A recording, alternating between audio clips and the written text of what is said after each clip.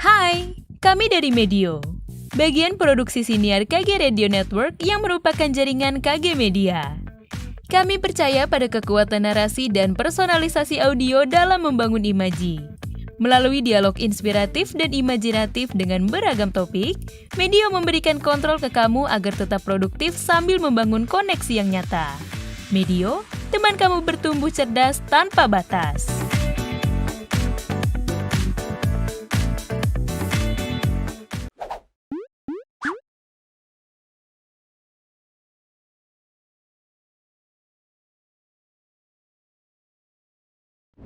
Selamat malam untuk teman-teman pendengar podcast Anyaman Jiwa. Terima kasih loh ya sudah bergabung pada malam hari ini di webinar Anyaman Jiwa. Tema kita adalah social media detox ya. Jaga kesehatan mental dari dunia maya bersama Dr. Anda Astrid Regina Sapii dan Dr. Darmawan Apurnama. Wih, ada yang ngomong tadi. Betul. Ibu Astrid itu emang terkenal di Surabaya. Wah, mantep banget. Ini ya, selebriti Surabaya ya, Bu Astrid ternyata ya. Boleh, apakah ada Bu Astrid dan juga Dr. Darmawan untuk say hi dulu? Ada. Hai. Hai, apa kabar Mbak Rara? Halo. Kabar baik, Dr. Darmawan juga sudah bergabung ya? Ya. Halo. Siap. Terima kasih. Nanti kita ada 2 sesi. Pertama dengan Ibu Astrid dulu, baru dengan Dr. Darmawan ya. Ya, oke. Baik. Ya, pendengar Anyaman Jiwa, para peserta webinar kita pada malam hari ini, tadi Kanzia juga sudah menyampaikan bahwa kita juga punya podcast Anyaman Jiwa ya, yang selalu hadir untuk kamu semuanya nih bersama Dr. Anda Astrid Regina Sapii dan juga Dr. Darmawan Apurnama di Spotify hari Rabu dan juga Jumat. Jangan lupa follow dulu, kemudian beri rating terbaik kamu untuk podcast Anyaman Jiwa di Spotify. Jangan lupa juga nyalakan notifikasinya. Aduh, masa belum dinyalakan juga sampai sekarang. Nyalakan notifikasinya supaya bisa info setiap ada episode terbaru yang tayang di hari Rabu dan Jumat. Nah, kalau ngomongin social media detox ya, kita harus menjaga kesehatan mental dari dunia maya. Mungkin buat banyak orang gitu ya, media sosial seperti udah jadi kebutuhan pokok gitu ya, yang sulit dipisahkan dari kehidupan sehari-hari. Interaksi yang dibangun pun juga bermacam-macam. Mulai dari berkomunikasi dengan teman, dengan keluarga, sampai ngecek gitu tren-tren terbaru, berita-berita yang viral, juga semuanya dari social media, betul sekali. Nah, faktanya terlalu sering mengakses social media ternyata bisa menyebabkan dampak kurang baik nih bagi kesehatan fisik maupun mental kamu. Untuk bisa mengatasi kecanduan dalam tanda kutip ya pada social media, mengurangi interaksi saja ternyata tidak cukup.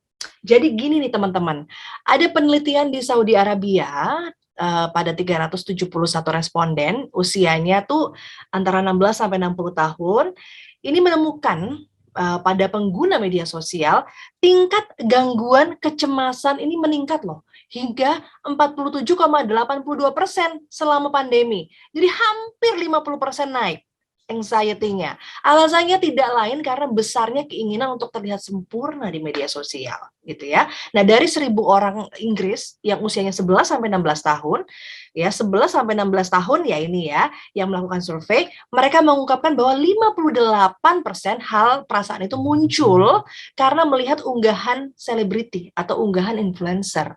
Jadi muncul pengen terlihat sempurna, pengen seperti mereka gitu ya. Nah, makanya kalau waktu kamu ya ini sebagian besar habis untuk medsos, untuk scrolling sosial media, dan kamu merasakan dampak buruk dari situ, kecemasan, nggak pernah puas, sering bandingin diri sendiri dengan orang lain, mungkin waktunya kita berhenti sejenak ya dari dunia maya atau melakukan detox media sosial dan fokus pada kehidupan di dunia nyata ya. Kita punya kehidupan dunia nyata loh di luar handphone loh ya, teman-teman, surrounding. Nah, mendingan nanti kita akan langsung tanya aja, langsung kita puaskan keingintahuan kita mengenai bagaimana caranya detox social media kepada ahlinya. Untuk yang pertama kita langsung mau panggil Ibu Dr. Anda Astrid Regina Sapii yang merupakan psikolog dan juga CEO dari Dear Astrid.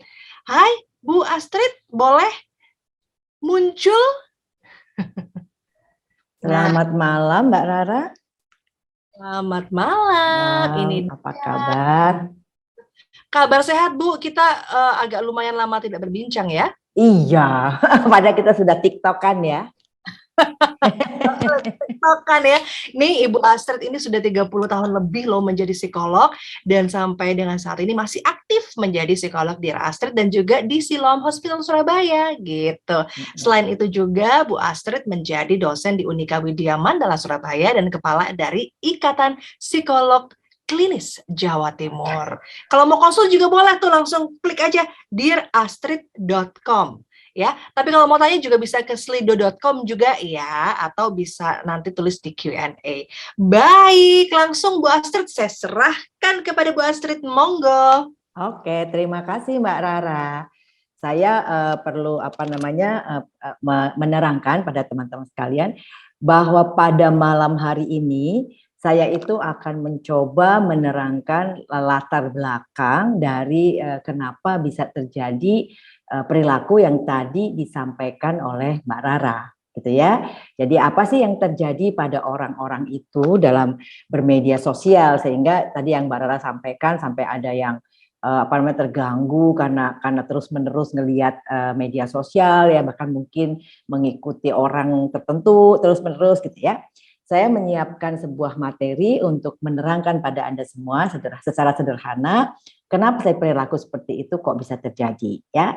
Yang pertama saya mengambil teori yang klasik banget dari Kurt Lewin yang sudah meninggal tahun 1947. Beliau bilang bahwa perilaku adalah fungsi dari individu dan lingkungan. Kalau dikasih rumus dia bilang B sama dengan fungsi dari individu dan environment gitu kan ya. Nah, jadi kalau dalam hal ini apa sih yang termasuk dalam konteks individunya gitu kan ya, mungkin Anda semua bertanya, dan apa yang termasuk dalam lingkungannya. Nah, untuk individunya tentu aja Anda sudah kenal yang namanya kepribadian kan gitu ya, itu masuk dalam konteks individunya. Kemudian Anda juga tahu mungkin motivasi kan gitu ya. Kemudian Anda misalnya tahu dari individu itu ada emosi juga, lalu ada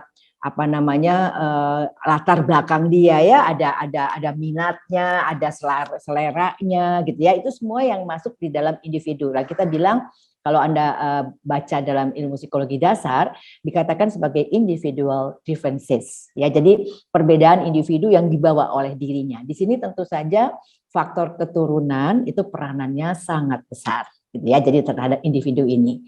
Nah, kemudian apa yang disebut dengan lingkungan? Lingkungan itu semua yang ada di luar individu.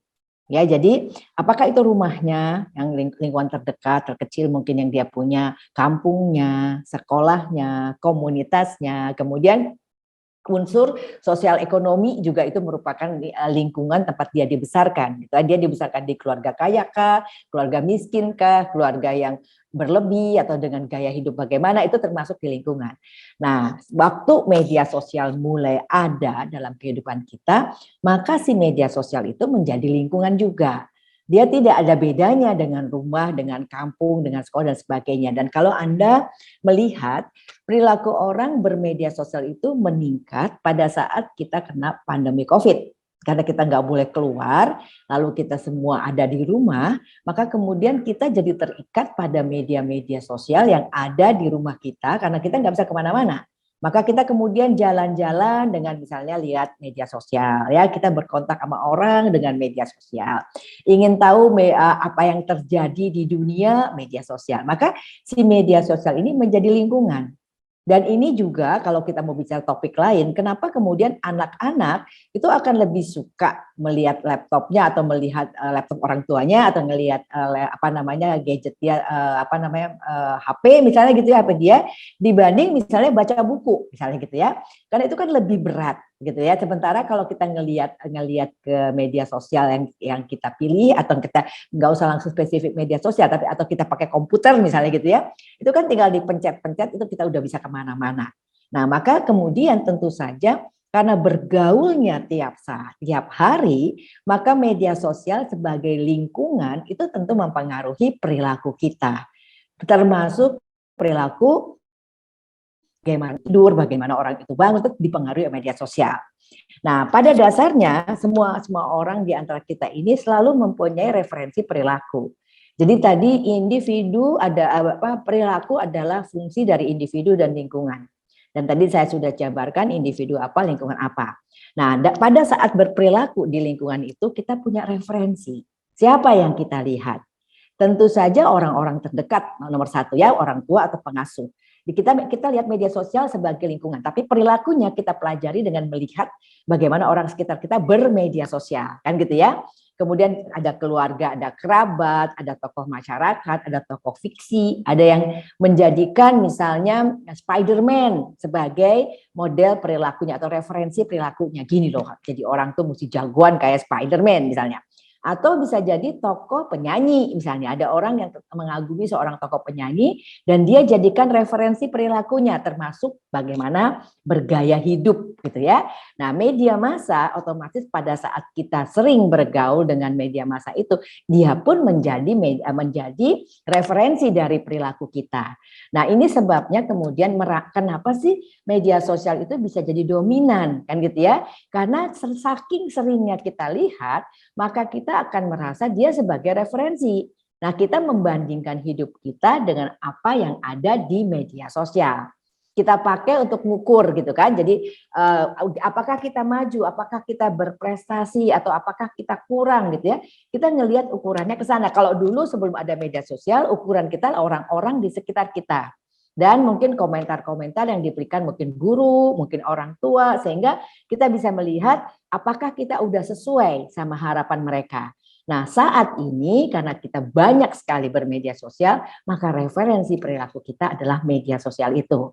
Ya, karena atau mungkin secara umum media massa di mana kita melihat ada berita barangkali, ada cerita-cerita, ada barangkali feature tentang tempat-tempat mungkin apapun.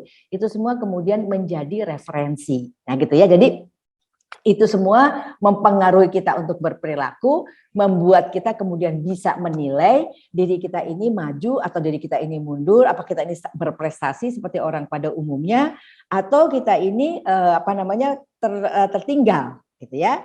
Nah, terus dengan begitu teman-teman sekalian, karena kita semua mereferensikan diri kita ke media sosial, otomatis tokoh-tokoh yang ada di dalam mungkin media sosial favorit kita atau media sosial yang paling sering kita lihat itu akan menjadi referensi buat kita menilai diri kita sendiri, gitu ya. Nah, ini sebabnya tadi yang disampaikan oleh Mbak Rara bahwa kemudian kita nggak bisa lepas karena kemudian kita melekatkan diri untuk menilai diri kita sendiri dengan melihat media sosial, gitu ya. Oke, mohon maaf, kita lanjut ya. Ini slide-nya tolong dibuka. Nah, setelah ada referensi tadi, maka di dalam diri manusia itu terjadi apa yang namanya proses identifikasi. Ya, di mana kita nggak bisa memilih, tetapi apa yang ada di sekitar kita kemudian menjadi contoh dari identifikasi kita. Proses identifikasi adalah sebuah proses di mana kita menilai diri kita, menyantolkan diri kita kepada satu tokoh tertentu untuk membentuk diri kita sendiri. Jadi identitas kita itu kita cantolkan pada seseorang sebagai bagian dari proses pembentukan diri kita sendiri, gitu ya. Nah, sejak kecil manusia akan memilih referensi atau acuan untuk mengembangkan identitasnya. Apakah saya akan sama dengan ibu saya, sama dengan ayah saya, atau saya memilih Spider-Man sebagai tokoh panutan saya, sebagai referensi saya, gitu ya. Itu akan dikembangkan oleh manusia. Tetapi manusia itu bergerak, manusia bertumbuh. Sehingga pada saat dia memilih mengikuti si A, mengikuti si B, atau apakah itu tokoh asli, apa fiksi, kesadarannya pun akan membatasi. Jadi misalnya, aku merasa bahwa aku harusnya kayak Spider-Man, jagoan. Tapi kemudian dari dalam ada suara, kamu perempuan, gitu kan ya, misalnya gitu ya. Kamu perempuan, kamu juga nggak bisa nempel kayak Spider-Man karena kamu nggak punya yang dia punya untuk menempelkan dirinya di dinding, misalnya gitu ya. Jadi walaupun kita mengidentifikasikan diri pada seseorang atau sekelompok orang, kita tetap punya kesadaran yang menyadarkan kita ada di mana. Jadi ada dialog ya, dialog yang terjadi dengan diri diri sendiri. Nah, oleh karena itu yang namanya proses identifikasi ini berubah secara dinamis, gitu kan ya. Nah, nanti kalau orang itu sudah dewasa, maka harusnya akan ada satu identitas atau jati diri yang stabil. Nah, jadi saya menyadari misalnya bahwa saya adalah seorang perempuan, saya punya misalnya profesi X, saya punya prestasi rata-rata misalnya gitu ya, atau saya tahu saya jagoan misalnya itu nanti kalau udah dewasa itu menjadi sesuatu yang stabil kan gitu ya. Jadi proses ini terus terjadi. Nah, tetapi sayangnya yang namanya kedewasaan dalam hal identitas diri ini tidak bisa diukur dari umur gitu ya. Jadi kalau kita ngomong umur dewasa 21 tahun misalnya gitu ya. Nah, apakah pada proses identifikasi seseorang membangun dirinya sendiri di umur 21 dia sudah penuh? Belum tentu, gitu kan ya. Karena orang tidak pernah bisa lepas dari apa yang ada di sekitarnya dan apa yang terjadi pada dirinya, dan bisa jadi itu tidak sempurna prosesnya, sehingga mungkin saja usianya sudah lebih dari dewasa tapi dia tidak bisa mengembangkan diri yang sesungguhnya. Nah, ini adalah apa yang kemudian yang ingin saya angkat sebagai contoh yang terjadi di media sosial. Bagaimana sebuah proses identifikasi itu tidak menjadi matang karena terpengaruh ya oleh orang yang dikagumi misalnya ya, istilahnya adalah celebrity worship syndrome gitu ya, atau CWS. Nah, celebrity worship syndrome adalah kalau seseorang di media sosial menjadi follower dari seorang selebriti misalnya gitu ya, dia akan ngikutin semua cerita tentang selebriti itu setiap saat. Jadi kalau itu selebriti punya konten yang keluar 24 jam misalnya, ya dia akan ngikutin selama 24 jam. Dan kemudian dia akan mengcopycat itu mengikuti perilaku sang seleb untuk jadi identitas dirinya. Nah, apa yang dia ikuti? Bisa jadi rambutnya warnanya sama, bisa jadi gaya pakaiannya, bisa jadi semuanya, ya rambutnya, ya gaya pakaiannya, cara dia ngomong, dan itu bisa diikuti ya. Itu seseorang yang mengalami yang namanya celebrity worship syndrome itu bisa mengikuti semuanya, bisa cuma sebagian. Kalau dia misalnya suka kura-kura, aku jadi suka kura-kura. Dia suka warna hijau, aku jadi suka warna hijau. Dia kemudian senang berdansa, aku belajar berdansa. Itu seluruh identitasnya diambil untuk ditempelkan ke diri sendiri. Itu yang namanya celebrity worship syndrome, gitu ya, karena diikuti. Nah, apakah ini gangguan kesehatan mental, gitu ya? Nah, menurut para ahli sampai saat ini, CWS ini bukan isu kesehatan mental, tapi indikator bahwa yang bersangkutan itu mempunyai masalah kesehatan mental kalau CWS ini terjadi secara berlebihan. Gitu. Ini salah satu contoh ya. Jadi bagaimana seseorang bisa mengidentifikasikan dirinya dengan seorang tokoh sampai sedemikian rupa sampai dia tiru semuanya ya, sehingga kemudian dia menjadi kehilangan jati dirinya. Nah, apakah ini gangguan kesehatan mental? Sekali lagi, ini CWS-nya ini bukan gangguan kesehatan mental, bukan isu kesehatan mental, tapi kalau orang menunjukkan indikator ini, dia yang punya gangguan kesehatan mental. Kenapa? Karena harusnya kan dalam perkembangan seseorang itu dia mengembangkan dirinya sendiri, bukan mengikuti seorang selebriti, ya gitu ya. Nah, kemudian apa yang kemudian kita bisa pelajari gitu ya? Kenapa sih CWS itu terjadi? Pertama tadi sudah saya coba terangkan, memiliki referensi untuk mengembangkan diri sendiri itu satu yang manusiawi. Kita belajar untuk mulai misalnya mengagumi ibu kita, misalnya awalnya kalau kita anak perempuan misalnya gitu ya. Tapi sekarang anak laki-laki mengagumi ibunya dan jadi seperti ibunya juga banyak gitu ya. Lalu kita memakai identitas dia untuk membangun diri kita sendiri. Itu sangat wajar ya. Maka sebetulnya awalnya memiliki referensi itu manusiawi, dan pada saat seseorang itu masuk usia remaja, maka yang namanya pahlawan-pahlawan di luar rumahnya itu seringkali menjadi tempat dia membangun dirinya, karena kan dunia remaja itu dunia yang masih penuh dengan mimpi ya, sehingga tokoh yang dia jadikan panutan itu bisa saja tokoh fiksi atau tokoh bintang film atau apa saja, dan itu wajar sekali gitu ya. Nah, tetapi menjadi tidak wajar kalau berlebih, kan selalu begitu. Nah, kenapa sih kok selebriti suka diikutin? Karena hidup mereka tampak sempurna. gitu kan ya. Orang tidak berpikir bahwa misalnya seorang selebriti untuk bisa tampil di sebuah media sosial, dia pasti sudah bermake up dengan cantik, memilih baju dengan cantik, berpose dengan cantik, kan gitu ya, atau menampilkan sisi terbaik dari dirinya.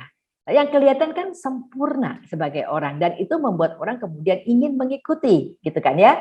Lalu kemudian orang-orang itu merasa bahwa memang gitu mestinya hidup ya seperti selebriti itu, karena kesempurnaan itu kan tujuan kita semua, dan kita lihat tokoh yang sempurna, maka saya akan ngikutin dia untuk jadi sempurna, gitu kan ya. Nah, sering terlupakan bahwa selebriti adalah manusia biasa, sehingga kemudian kita juga jadi lupa bahwa kita mestinya lihat sisi manusiawinya, gitu ya, bahwa misalnya kerja kerasnya mungkin ya, atau apa yang dia lakukan untuk mencapai posisinya, nggak kelihatan. Yang kelihatan langsung kerennya, cantiknya, dan sebagainya, dan dia menjadi makhluk yang membuat kita jadi kepengen ngikutin, gitu kan ya. Dan sering kali kita semua juga lupa media sosial itu panggung, gitu ya. Kenapa sih selebriti sering muncul di media sosial? Itu kan branding, gitu kan. Dia kan kepengen menampilkan dirinya ya sebagai selebriti, kan begitu. Maka dia juga punya tim yang menciptakan konten untuk dia. Nah, kita semua tidak melihat seperti itu. Hidupnya sempurna karena saya cari kesempurnaan, maka dia adalah tokoh panutan saya. Sekali lagi, kalau itu terjadi normal, biasa aja mempunyai tokoh panutan itu sesuatu yang sangat wajar. Tetapi kalau menjadi sangat berlebihan, itu kemudian menjadi tidak wajar. Nah, kalau sudah tidak wajar, maka ada gangguan penyertanya, gitu ya. CWS yang berlebihan ini CWS ini menjadi salah satu contoh saja ya, yang berlebihan ini bisa memunculkan gangguan tidur, gitu ya. Orang jadi nggak bisa tidur. Kenapa? Karena kadang-kadang juga yang diikuti misalnya itu di luar negeri, jamnya kebalik, paginya kita, malamnya dia, misalnya gitu ya. Akibatnya kita jadi bangun terus kan untuk ngikutin dia, misalnya begitu. Atau saking excitednya gangguan gangguan yang terjadi pada kita karena nggak kepengen ngelepasin gitu ya, takut kehilangan informasi sejenak pun sayang kalau kehilangan informasi tentang orang ini, diikutin terus, akibatnya gangguan tidur terjadi pada kita, gitu ya. Lalu gangguan konsep diri. Saya pernah punya seorang klien yang mengatakan pada saya, akhirnya saya bingung, Bu, yang mana yang dia, artinya orang tokoh panutannya, yang mana yang saya, gitu kan ya. Jadi saya jadi kehilangan jati diri saya karena saya mengikuti orang itu terus. Dan pada suatu titik saya menyadari dia tuh jauh, bukan di Indonesia, gaya hidupnya nggak sama dengan saya, musimnya nggak sama, segalanya nggak sama. Itu kemudian saya apa? Nah, kenapa ini bisa muncul? Karena tadi itu, dalam diri kita selalu ada kesadaran yang membatasi perilaku. Jadi kita kayak dialog gitu ya, kayak dialog sama diri sendiri gitu ya. Pada satu titik bertanya, loh kok gini ya, kok saya ngikutin ya, saya sendiri apa gitu ya. Maka pada saat itu terjadi yang namanya disorientasi. Disorientasi itu, saya ini sebenarnya siapa ya gitu ya. Saya ini nama, misalnya ada nama di KTP ya, nama KTP saya ini, atau saya menjadi copycat ya, menjadi contoh dari ya, menjadi tiruan, menjadi palsu gitu karena saya mengikuti seseorang gitu ya. Dan itu sebenarnya gimana? Saya kehilangan jati diri saya. Nah, ini menyebabkan muncul gangguan perilaku, gangguan kepribadian yang lebih parah, misalnya kecemasan. Nah, lalu gimana nanti gitu kan ya? Apalagi kalau kemudian misalnya terjadi sesuatu yang tidak baik pada si selebriti itu panutan kita. Lalu dia menjadi tidak baik. Terus kita jadi ikut luka, padahal kita sendiri tidak merasa apa-apa ya. Maka kemudian kita jadi cemas ya. Lalu apa yang akan terjadi pada diriku? Dia sudah hancur sebagai panutanku, atau dia ternyata tidak seperti yang aku kagumi, ternyata perilakunya tidak seperti yang aku kagumi. Maka kemudian muncul kecemasan, apa yang terjadi pada diriku. Nah, kecemasan ini teman-teman dalam bermedia sosial ini bisa terjadi bukan hanya kalau kita mengikuti seorang selebriti, tapi kalau kita juga sangat rajin ngikutin berita-berita. Ya, kayak misalnya yang kita ikuti berita-berita yang berkaitan misalnya tentang sekarang pandemi COVID misalnya gitu ya. Tiap hari kita lihat angkanya nambah berapa di mana. Kalau kita ngomong Indonesia, di Jakarta berapa, di Bandung berapa, di Surabaya berapa, itu kan ngikutin terus ya. Aduh, tinggi sekali ya. Nah, terus kita akan, waduh, nanti akan gimana ya jadinya kalau ini begini terus. Kita baca rumah sakit ke waktu awal-awal COVID ya, rumah sakit penuh, lalu ada orang-orang yang meninggal karena COVID. kepala ini dipenuhin sama berita-berita terus seperti itu sehingga kita akhirnya menjadi cemas. Cemas itu adalah sesuatu menakuti sesuatu yang belum tentu terjadi.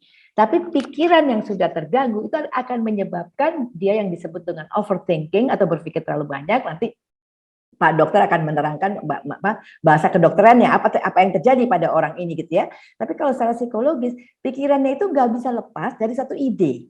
Misalnya katakan, nanti COVID ini akan menyebabkan orang semua punah di dunia. Berarti aku akan punah juga. Kira-kira kapan ya aku ketularan? Nah, pikiran-pikiran itu terus berkembang dalam dirinya, mengganggu dia. Nah, sebetulnya nggak ada ininya masalahnya. Masalahnya itu di kepalanya dia gitu kan. Masalahnya itu di pikiran dia. Tapi masalahnya dia terobsesi sama pikiran itu. Kenapa dia terobsesi? Nah, wong tiap hari dibaca, wong tiap hari dilihat, jadi dijustifikasi lagi berita itu bahwa memang COVID itu mengerikan misalnya gitu ya. Dan sehingga maka kemudian kecemasan dia akan tinggi gitu kan. Nah, kemudian bisa juga dia depresi. Kalau depresi itu bisa berkaitan sama sesuatu yang berkaitan dengan masa lalu gitu ya. Jadi sesuatu yang berkaitan dengan dulu di mana kita mengalami sesuatu, kemudian sesuatu itu mungkin menghantui, maka misalnya ya, saya biasanya kalau sakit itu susah sembuh. Nanti kalau saya kena COVID, nanti saya bakal susah sembuh. Karena kayaknya COVID itu mengerikan gitu ya. Lalu biasanya kemudian menjadi sesuatu yang dulu itu ya itu menyebabkan saya jadi susah ya, menyebabkan saya tidak bisa begini. Lalu menjadi murung gitu ya, menjadi sedih, menjadi kecewa. Yang sebetulnya karena sesuatu yang tidak ada gitu kan ya. Jadi sesuatu yang pengalaman-pengalaman terdahulu yang kemudian dijadikan referensi yang membuat dia juga kemudian akhirnya menjadi depresi. Nah, ini kalau orang berperilaku dalam media sosial dan terus-menerus melihat sesuatu yang akhirnya dengan dia makin jauh jaraknya menjadi disorientasi, bisa memunculkan kecemasan atau membaca sesuatu yang terus-menerus menakuti juga bisa menimbulkan kecemasan.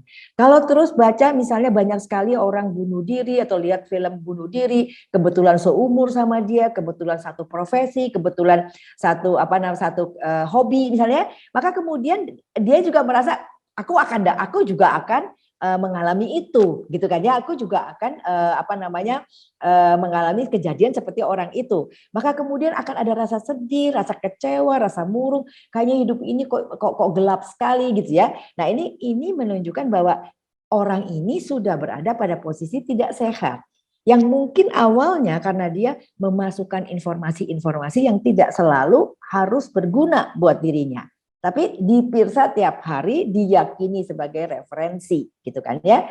Itu yang misalnya bisa terjadi pada orangnya. Dan kecemasan ini kalau sekarang ini menjadi sesuatu yang ngetren banget ya, karena orang-orang kemudian merasa bahwa sesuatu yang di depan itu tidak bisa dilihat tetapi kayaknya negatif gitu ya, maka takut ini, takut itu, cemas ini, cemas itu gitu ya, nggak merasa dirinya aman karena kondisi seperti apa gitu.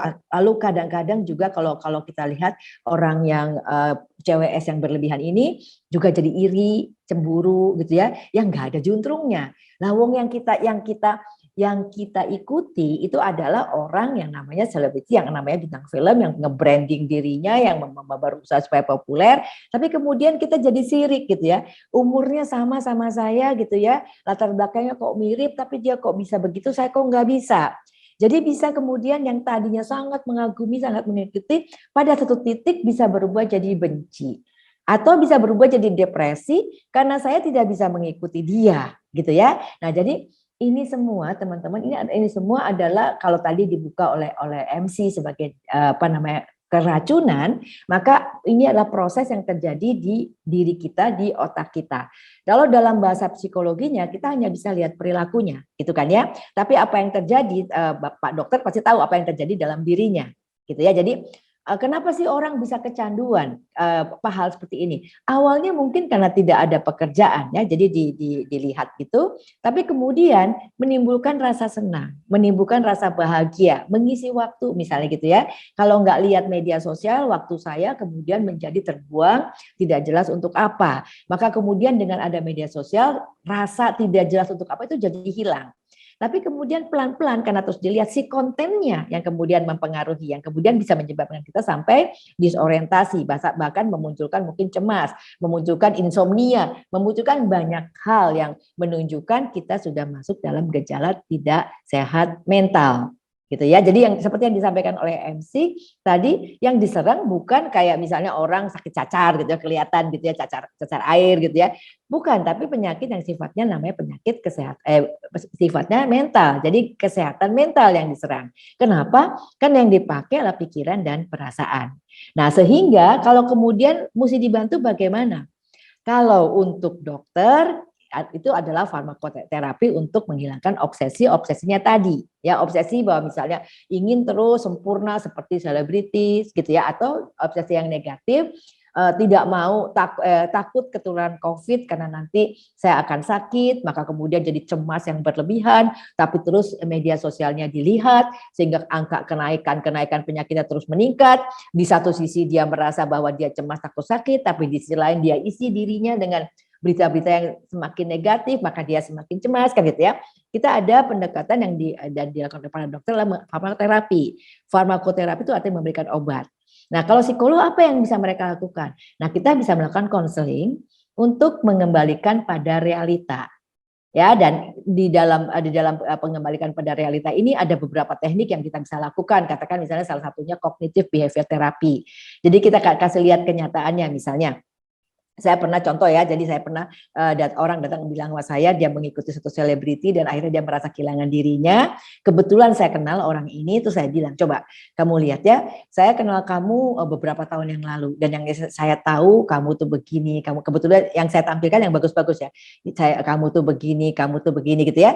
Nah sekarang kamu bilang kamu itu mengikuti selebriti ini, terus kamu bilang kamu sekarang jadi pemalas, kamu bilang kamu nggak pengen keluar karena takut ketinggalan berita, tapi di satu sisi kamu ngerasa konyol banget ya. Nah, kemana kamu yang saya kenal? Gitu kan ya. Nah, itu kita coba kayak tabrakan ya, realita sama apa yang dia jalankan.